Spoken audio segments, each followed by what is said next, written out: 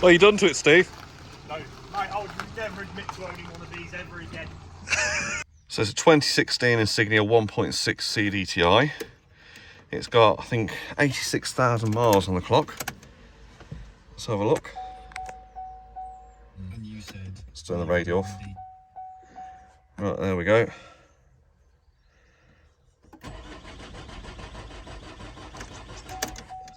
Tries to start but doesn't catch. So something a little different for you today. I've got my brother's Vauxhall Insignia in.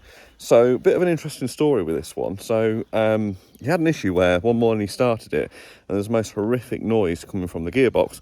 So luckily he had the common sense to turn it straight off. So he assumed it was a clutch. So rang a couple of mobile mechanics that he got recommended by a friend. And anyway, they come out, took the gearbox out, and very quickly realised that it wasn't the clutch that had gone, it was actually the dual mass flywheel that had kind of exploded. So they ordered a new flywheel, fitted the new flywheel, fitted the new clutch, put the bell housing back on, reassembled all the rest of the car, and couldn't get it to crank and turn over. Well, it was cranking, just wasn't catching.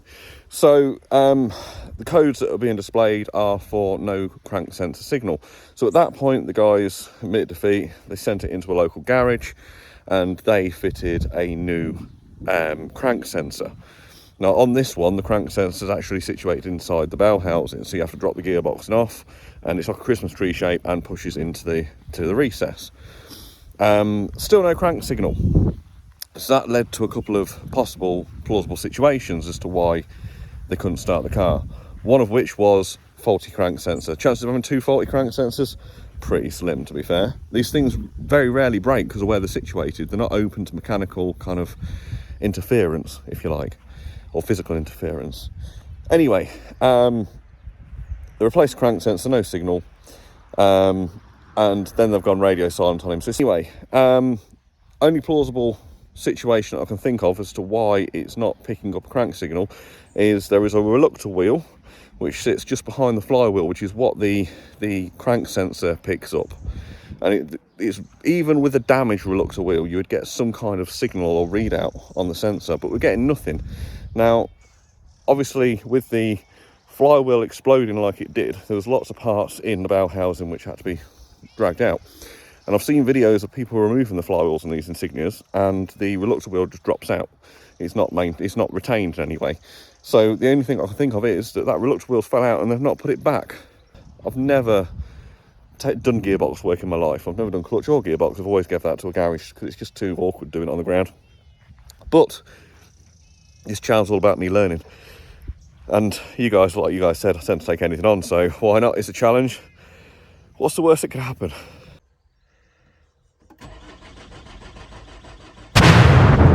So first up, we're going to get the car jacked up, get all the axle stands and everything underneath, get the wheels off.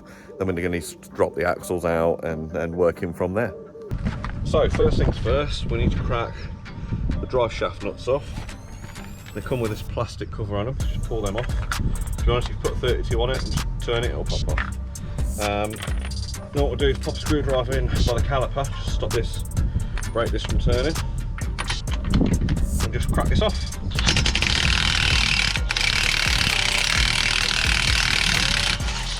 Away it comes.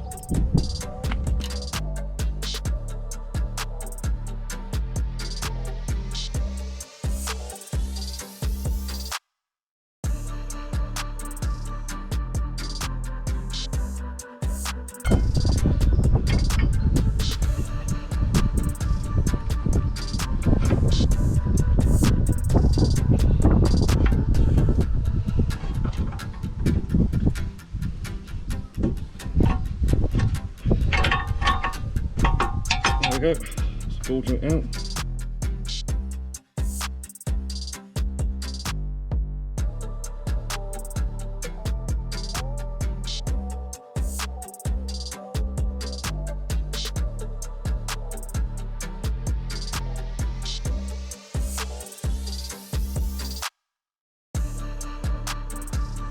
Okay, so we've just done the wheel arch liner. There's a mixture of push clips and 8mm bolts and some hex as well.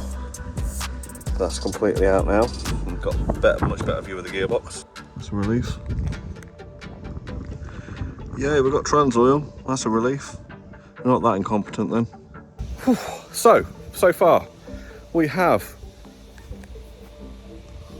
taken the ball joints out and loosened the drive shafts out from the outside. I'm waiting for the eccentric sockets to turn up because they're all around the inside of the drive shaft to be able to pop them out of the gearbox. Once they turn up, we'll be able to pop that side of the drive shaft out, and then we can start tackling getting the engine jacked up and start tackling the rest of the gearbox mounts, bottom and top. And to get to the top ones, we've got to remove the battery and the battery tray. Here we are, guys, back at it on another day. Weather's nowhere near as nice. I've got me off my rocker cover t-shirt and I must be off my rocker taking this damn thing on. But let's get back at it and see if we can get this gearbox off. So we've got a bit of an issue with this driver's side drive shaft, as in it's stuck in that mounting point there and I can't free it out. Now, one thing my bro did say when they were doing the gearbox is that he couldn't get the gearbox back in. They were struggling to line the gearbox back up, putting it in, which makes sense that they actually didn't remove this drive shaft. They left it in situ and pulled it out of the gearbox, and they pulled the gearbox out. So I'm guessing that's what we're going to have to do. Tried all sorts of even tried an air hammer on it, trying to get it out, but it's not budging, so I don't want to break it. So I'm going to leave it in situ and work around it. So we just supported the sump and the engine with the jack. We're just dropping the engine supports out now. So the wheel can come out and that whole support will come out there, and then we've got to do the rear one next. So battery tray's out, battery's out, disconnected the clutch hydraulic line, the gearbox mount's been dropped as well, all the subframe underneath is gone, all the linkages are disconnected here. That should be it now. So just got to work our way around the gearbox, dropping all the brackets and bolts off, and then we should be good to crack the bell housing off. We've just about got the gearbox out, the subframe's dropped right down now. Just got to rotate the gear and transaxle out so we can get it onto the subframe, and then we've got access then to get in and do the clutch.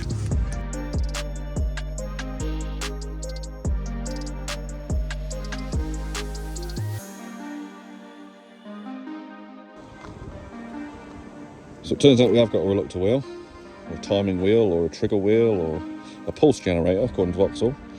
It's just literally magnetic, the hole's offset, so the distance between that and the sensor determines the crank position.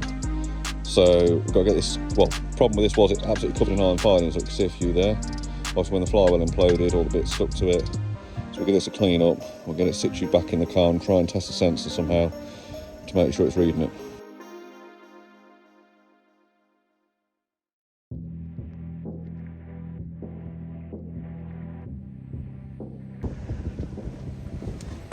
So now we're just refitting the flywheel. I have to turn the orientation of the flywheel around so all the bolt holes line up.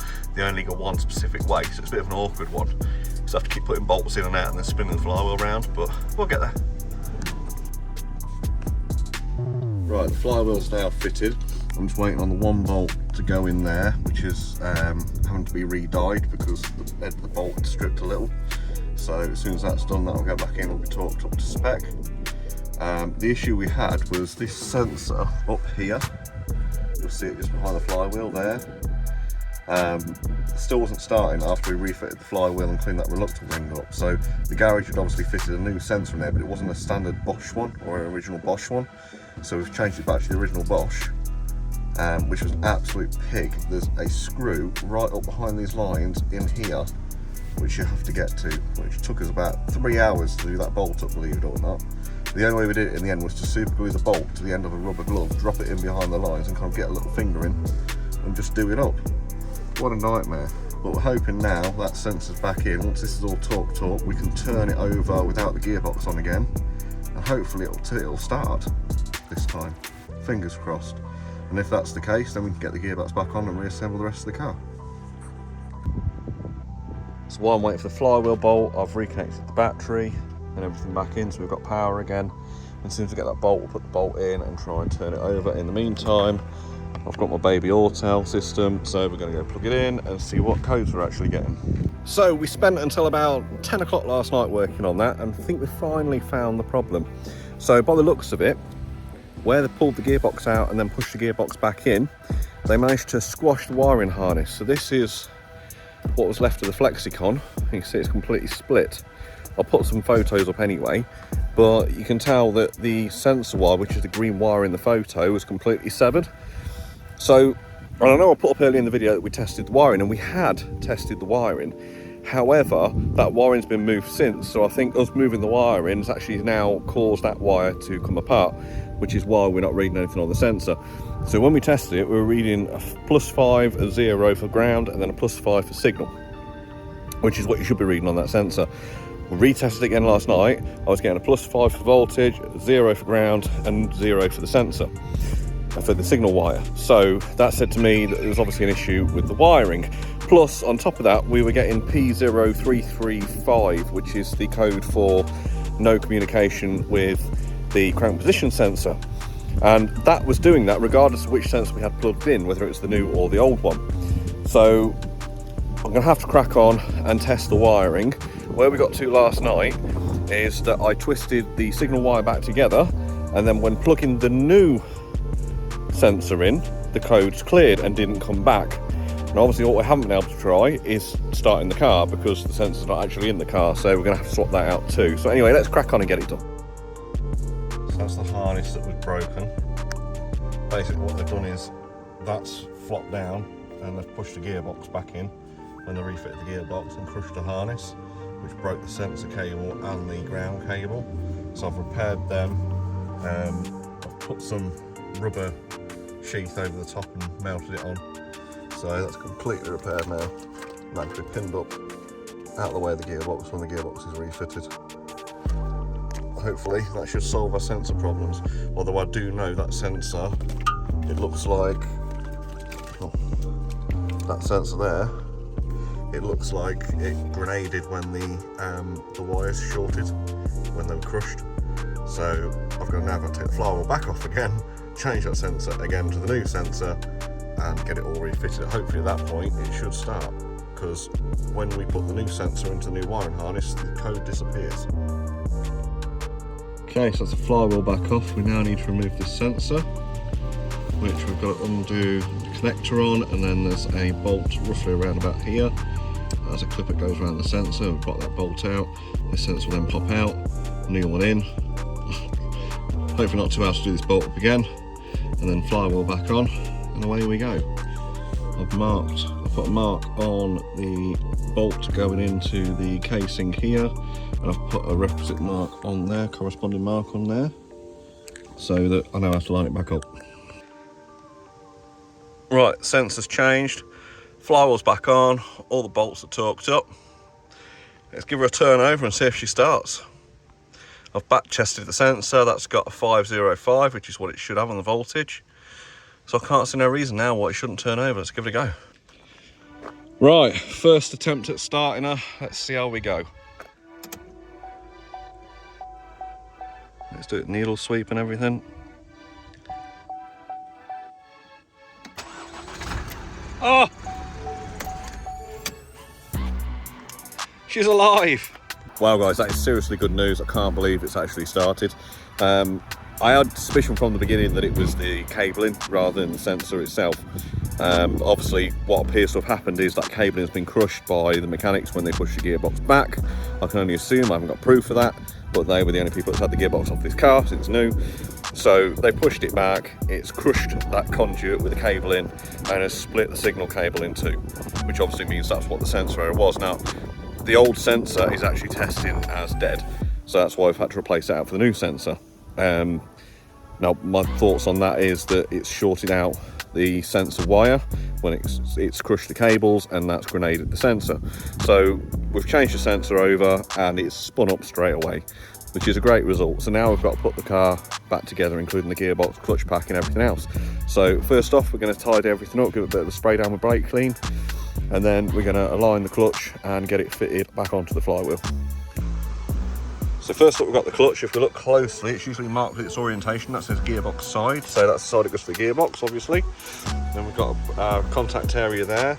So what we're going to do first is give that a good spray down with some brake clean, and just make sure that is nice and grease and contaminant free. Don't want any chance of contaminating the clutch. Here, a clutch alignment tool, and it comes with 3 heads. So basically you want to pick the one which fits into the centre of the clutch the best. That's a bit too tight, that one. That's too loose. That's kind of the middle size that I fitted there. So we pop that into there like that. We'll sit that in. And then we do this upper wheel up. Not easy one-handed, but we'll try for you. Okay, now I've got that nice and tight in there. You back the cone down, so it just starts to compress the spring fingers on the pressure plate. Now if we stand that upright, that's now perfectly aligned the clutch to the pressure plate. Then we can fit that straight onto the flywheel and bolt it up. So we've got that clutch finger tight with the alignment tool tightened up. Now we've got to torque all the bolts up. So really productive couple of hours. Managed to get the gearbox on, get the first lot of bolts back in, and hit a major problem. And that is that the gearbox is now not clearancing up to come to its mount. So I've managed to get one screw into completely the wrong hole on the mount just to hold it for now. But looking into the issue further, I noticed that engine mount had completely come out. So I've managed to put some copper slip on it and convince it to go back in a little bit and nudge the engine over somewhat, but now we've got to move the engine over by about 1.5 inches to get that seat home, and then that mount there should line up. Now we might need to replace that engine mount after actually, so it looks a bit chewed up, but it'll do for now, just so we can get it on the road and get it back to its rightful home. Engine's back in, all aligned. It took 3 of us and some massive freaking bars to get it back, but it's back. So now the apprentice is just working on getting the subframe back in. Right guys, we've just about got the subframe buttoned up. That's all done now. There's a couple more bolts to put back in, last ones. The axles have got to go back in, ball joints have got to be done up. Now, I'm not going to show that bit because when they put the ball joints out, they actually cause a lot of damage to the ball joint. So we need to fix that. It's all split open and it's leaking oil. I also need to do a little bit of light machining and cleaning on some of these axles just to get them back to what they should be like before I put them back into the gearbox. Yes, Kevin, all right. So left to do is we've got to pop this cap out here and put 1.6 litres of the finest gearbox oil I can get in. I've got to then reroute some of this cabling around these linkages. I've got to pop them linkages back into the retainers down there and reattach these here. I've just popped them on for now, the other one's there. I've then got to top the brake fluid up and bleed out the clutch using this bleed nipple here. So at the minute the clutch is completely flat to the floor, there's no pressure on the hydraulic system, so we've got to sort that out. Once all that's done, it's a case of refitting the battery, refitting the battery. Obviously, as I mentioned, axles have got to go in, ball joints have got to be done up, all the wiring's got to be reclipped and rerouted and plugged back in, and then the wheel arches back in and wheels back on, and then jobs are good. And I think one of the main lessons to be learnt here is don't pay your bill too early. I think my brother did. I think he paid his bill based on some promises that they would get that sensor rectified. Obviously, if you hadn't paid them up, there'd be more emphasis on them to get it fixed rather than just ditching. So guys, obviously this was a different kind of video. I'm keen to hear your thoughts, whether this is the kind of thing that you want to see, kind of fault finding, deep dive, kind of everything on the line here, trying to fix stuff. Let me know your comments below. Don't forget to like and subscribe. There's lots of people that are not coming back and subscribing. They're coming back and watching videos over and over again. But if you subscribe, you get a notification, so you haven't got to keep searching for it. But anyway, like, subscribe, share. See you on the next one.